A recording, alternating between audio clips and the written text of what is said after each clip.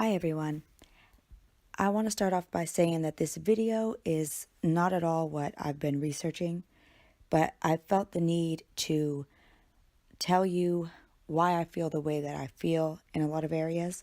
And before I can expose the cover up, I feel like I need to talk about who we are dealing with and explain to you why I've grown to change my mind on this family in general. So, first off, this case is very serious to me. It always has been. It always will be. It is no joke or no laughing matter. But I do want to discuss the Dr. Oz show.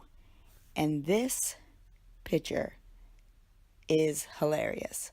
Because if you pay attention to the way that Teresa is looking at Lenore, and this isn't the first time in this clip. You have to see it for yourself if you haven't already. She looks at her like she needs to just shut up. And the reason being was because if you've seen it, you already know. Leonore decides to talk, maybe because on the radio show she wasn't talking at all, and that looked bad also. She decides to talk, and she's telling Dr. Oz that they were going to arrest them in the hotel. And he asks, well, why would they want to arrest you? And at that time, Teresa looks like this at Leonore because she shouldn't have said that. And she then had to go on to explain that apparently Leonore was there with Paris, whoever Paris is, and they pulled like the fire alarms in addition to going around beating on people's doors. They were basically just acting, I mean, in a way that you would expect the police to be called on them. I mean, you can't go around pulling fire alarms. I understand 100% wholeheartedly that you're looking for your sister if that's the case, but there's ways to go about things. And that's why Teresa's looking at her like that, because that's something up until this show they had kept from the public. They never said any of that. We've never seen it on surveillance camera, and they never even mentioned it in the narratives or anywhere else. So I just wanted to show you that picture because we're going to talk about this family in this video. I want to show you some things that prove to me why something isn't right. And we're going to start with Mama. Now, Teresa, or according to Ancestry.com, was born, I don't want to mispronounce it. So what is this? Teresa Vade Martin. As you can see underneath in parentheses, it's Teresa Sarah Martin, which is, what she typically goes by. I have found some other aliases of her when she was much younger on different sites, but the Ancestry.com one that states that was on the, it's a birth record. It is her birthday, as you could see. So, I mean, this is her. I don't know quite what that last name's about. I also just wanted to bring out another thing I've been saying and I've been finding interesting is that when I research her on this other site, these are all pictures. I even left the time on the top from my phone so that you guys could see that I took these pictures all at the same time. They're all from the same, from Family Tree Now and Teresa's information. You could research it for yourself. It has her name there, and I find it very odd that I don't see her children here. When I just search for her under Teresa Martin, Leonore does come up, but that's the only child of hers that I can know of for sure. But who does come up in her report is Sierra Croft. For those of you who have not seen my first video, I talked about Sierra Croft. And I went so far as to say that she was the girl in the surveillance tapes. And I found it odd that I could find her associated with Teresa, and I can't even find Kenneka associated with Teresa. For those of you that don't know what she looks like or remember, there she is.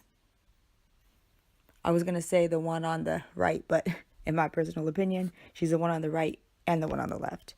I've yet to find anyone else it could possibly be, and by now we should all know it has been proven by so many people that the girl in that surveillance tape and in this particular video is that we're not dealing with Kenneka in this picture. So let's move on from this and go to Sierra Croft, featured on Leonore's Facebook. These are some clips that I've taken from Leonore's Facebook page just recently.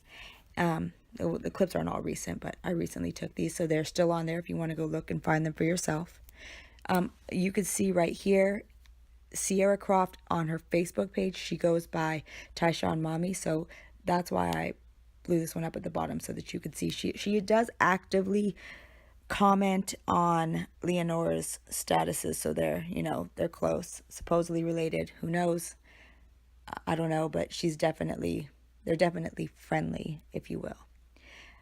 I came across a few other things that I found to be very interesting on Leonore's page as well. This is a post that Leonore posted on April 20th, and it says, she tagged Abriana Mays and just said, yes, thanks so much, baby. Why is that important? Well, for those of you that don't know, Abriana Mays is none other than the infamous Bree. The Bree from the hotel room that night. The Bree from, just one of the friends, basically, in the room. There was Irene, Bree, Shamaya, and Monifa. So I didn't realize that they were friends. Maybe that's weird. Maybe it isn't weird. But look at this. Leonore Harris shared Shamaya Winder's post.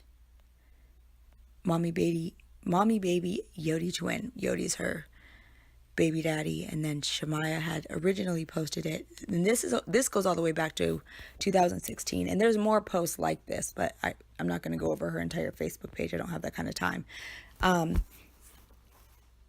Obviously, Shamaya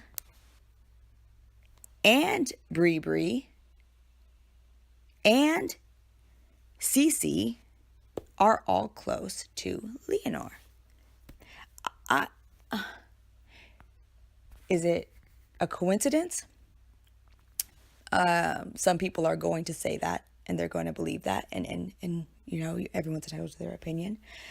But I think it's weird because I have younger siblings, and their friends aren't my friends that I spend time with and that who post on my timeline and like not like this, not like this is clearly people that she is friends with. I find that kind of odd because of the age gap, if we even know, the real ages. But if you're still not convinced, I totally understand. I have a little bit more that I want to show you. Now, this video is not going to be about narratives. My next one will be a lot of narratives. But I do need to read to you just a paragraph from a very important narrative, and we'll discuss it. It starts off saying, Leonore Harris further stated, the last time she had contact with Kenneka Jenkins was via text message at approximately 1:30 on 9/9/2017. Leonore Harris also stated she received a Snapchat video from Kenneka Jenkins at approximately 2:17. Now, there's more that's even more incriminating, but we're just going to talk about that. We're just going to focus on that one line. I want you to remember this, okay? I want you to remember that she said the last time that she had contact with Kenneka via text message was at approximately 1:30. Okay? Now, I'm going to bring up the text message. And this is something that I cannot believe I overlooked in the past, or any of us for that matter. This is the text message thread that I brought up. I brought it up in my last video, and I'm sure that you guys have seen, this text message thread a lot by now. It is Kenneka's actual text message thread from her phone that Rosemont police released. And again, the timing is in UTC, so that means for Chicago, you do need to subtract 5 hours. There was one text message that Kenneka sent from her phone. Actually, if you at 6:20 is subtract the 5 hours, that it was actually 1:20, which would be approximately 1:30. And it says, "I'm ready to go." When I was reading the reports, I got the chills because she was texting Leonor. That's who she was texting. The whole time I was thinking that it was Monifa, and I thought it was odd because the person responded 30 minutes later, and I thought that was weird, but how are you going to be in the same room and you're going to text someone and they don't respond for 30 minutes, that it all makes sense. She texted her sister that she was ready to go. If someone says, "I'm ready to go," usually they want you to come pick them up. Maybe Leonor was already there. I mean, from all the reports, she seemed to already be there in all of these reports, but I'll go into all of that later. She texted her sister. Now, why is that so significant? And why do I say things like Leonor tells on herself? Because once again, let's go back up to this just one more time. Leonor Harris further stated the last time she had contact with Kenneka Jenkins was via text message at approximately 1:30 on 9/9. Okay, get a good look. 9/9. I'm ready to go. Now, got a little video I want to show you guys. For those of you that are ready to jump in my comments and tell me how horrible I am, let's listen to this.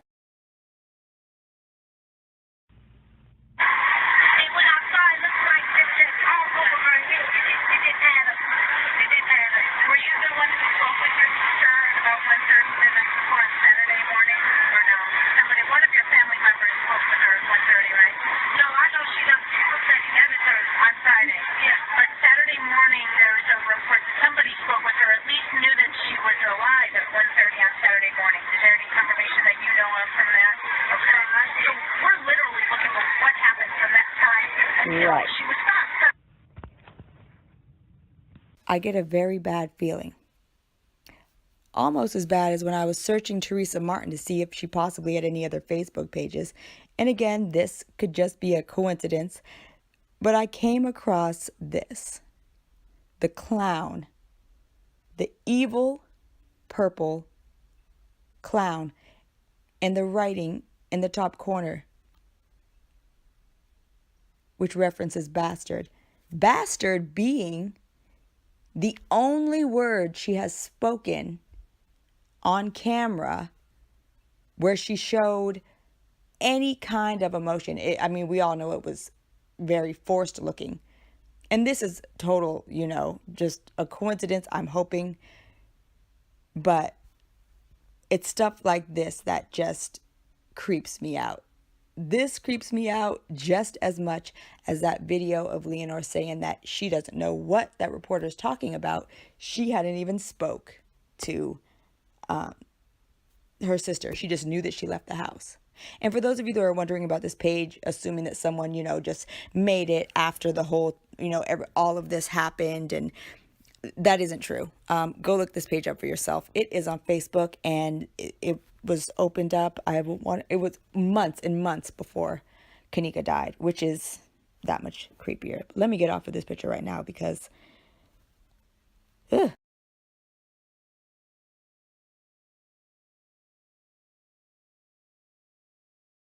Yeah, make sure I show y'all. This is the profile. Don't know who these kids are, but that's who they uploaded. And there's May 22nd. So, I just want to clear another thing or two up really quickly. Let's talk about the obituary. Now, I understand that there's a lot of people that have a lot of different, speculation and things in their head. Like they're saying that Kenneka isn't actually dead, and that she must not be alive, or she must be alive. She can't be dead because they can't find a death certificate and they can't find an obituary. Well, there is an obituary. That's what this is. This is the front page. This was the back page, and then there's inside pages as well. It's public, knowledge that like an obituary is not something that every single person that dies needs to have online.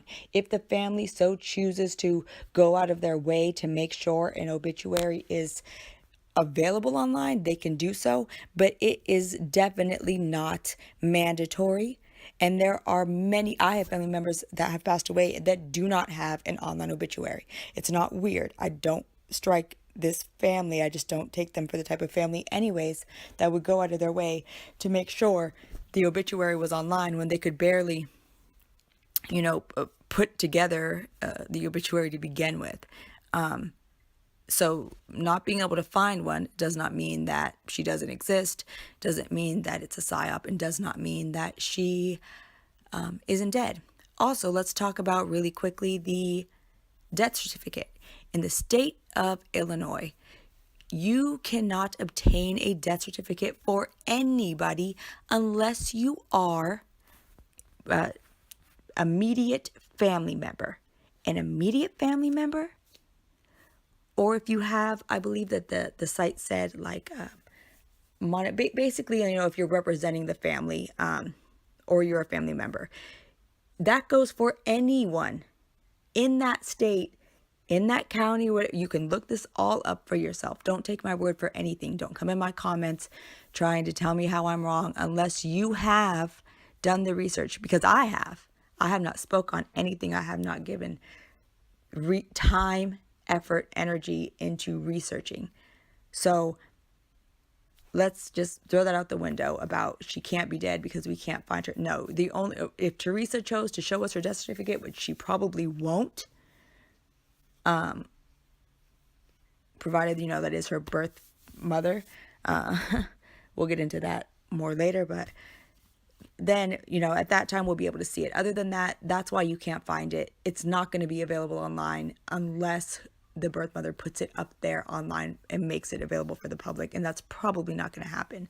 What we need to be asking, according to regarding this autopsy, is the questions like, why was it in the narratives of what the Rosemont released, it said Evanston Funeral Home, where that's where her items were, but then on the back of this obituary it says Leak and Sons Funeral Chapels, and I looked that place up, even though I cannot see Kenneka Jenkins in anywhere where you could see the people that have the services there that have passed away. For whatever reason, she wasn't there. I don't know if it's because it's only associated with people that actually have their service in that funeral home, or exactly what the case may be. I can look into that further, but there's also on the front, it was House of Hope was where so I have looked all of these places up. They are legitimate businesses. They I just don't know why. I don't know really what the need there for there being so many, but I realized quickly that I wasn't going to be able to get a death certificate. So for those of you that are really spending your time searching for that and looking for that, you're not going to be able to get it. And it has nothing to do with it being, there's enough things that in this case that are definitely cover-ups. We don't really need to focus on things that aren't cover-ups. So speaking of the obituary, I did want to point one thing out that I found to be very odd in there, and I'm going to continue to research because these are things that I can. it states on here that, Kenneka was preceded in death by her father, Kenneth, grandfather Johnny, and Uncle Johnny Jr. Then it says, Kenneka leaves to mourn and cherish her memory.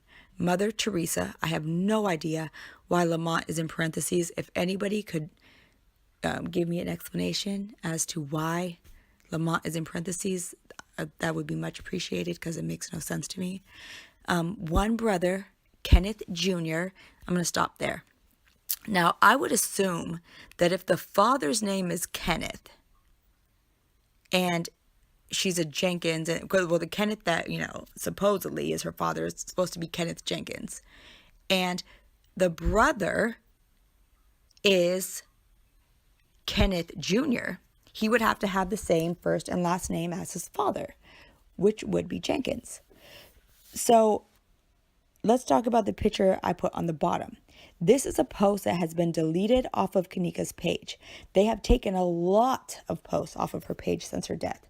If you were lucky enough or to go onto her page before, like in the very, very beginning, as soon as the news came out of her passing away, you would have had access to see all of these posts. There was a lot of posts. She had a lot of posts with a lot of people that were supposed to be, family members. Now there's not much at all on her page. I do have this post though. She posted this on September 7th.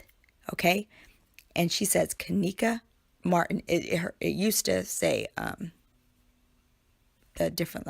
used to say a different last name, but it says Kenneka Martin is with Kenny Lee Martin. Martin? I'm so confused though, because if he's a junior, how is his last name Martin if that's Teresa's last name? If anybody has any information as far as that goes, I would love to hear it, but I don't know what games they're playing with the last names. It's one of the things that I'm still researching, and I will expose more posts from her Facebook. I will be exposing more family genealogy, and most definitely I'll be exposing more narratives. As a matter of fact, my next video is going to solely focus on the narratives and proving the fault of law enforcement and the Crown Plaza in this case. So I will be back very soon, but I just really wanted to clear some things up as to who we were dealing with and the family in general. That is all that I have to say for right now, but I will definitely be back with another video for you guys very soon. Thank you.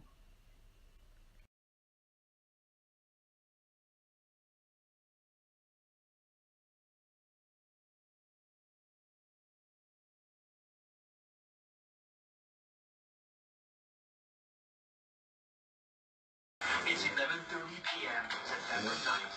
When the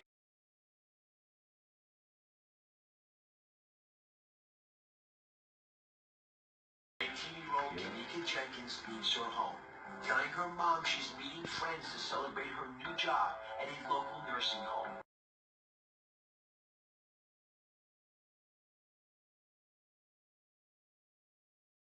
It will be the last time her mother Teresa will see her alive.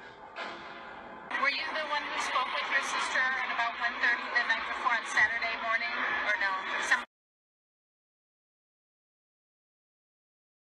One of your family members spoke with her at 1:30, right? No, I know she left the house at 11:30. On Friday? Yeah. But Saturday morning, there was a report that somebody spoke with her, at least knew that she was alive at 1:30 on Saturday morning. Is there any confirmation that you know of from that? Okay. No, I didn't. So we're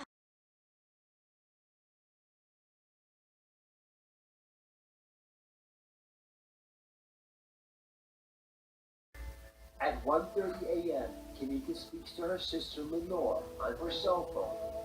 Shortly after, she goes missing.